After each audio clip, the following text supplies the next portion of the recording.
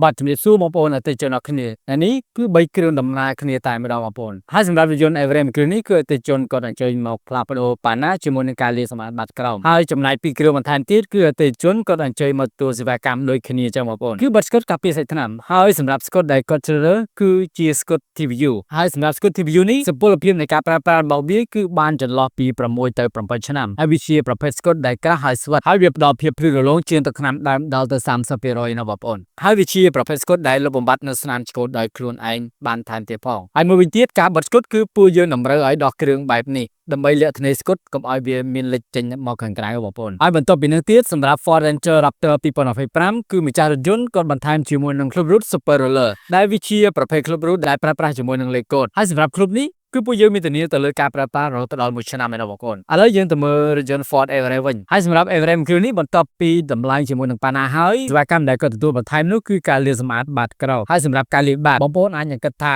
ចាំបាច់ទៅលាងទៅអីបើនៅពេលដែលលាងឡានរាល់ដងហ្នឹងគេលាងឲ្យសោះដែរហ្នឹងបាទមែនដែរបងប្អូនគឺរាល់តែការលាងឡានគឺគេតែងតែបាញ់លាងបាតក្រោមឲ្យដូចរាល់ដងអញ្ចឹងបងប្អូនក៏ប៉ុន្តែគឺគេមិនបានលាងលម្អិតឲ្យបងប្អូននោះទេខ្ញុំសូមបញ្ជាក់បងប្អូនថាការលាងសម្អាតបាតក្រោមនៅ Super Care គឺពួកយើងប្រើប្រាស់ជាមួយនឹងម៉ាស៊ីនទឹកក្តៅហ្នឹងបងប្អូនហើយសម្រាប់ការលាងសម្អាតគឺពួកយើងធ្វើការដោះតាមផ្នែកកលុកកលៀតមកស្អាតជូនបងប្អូនតែម្ដងអញ្ចឹងសម្រាប់ព័ត៌មានទៅលើសេវាកម្មផ្សេងៗសូមបងប្អូនទាក់ទងតាមលេខទូរស័ព្ទឬបងប្អូនអាចឆាតចូលក្នុង Page Super Care ណាបងប្អូន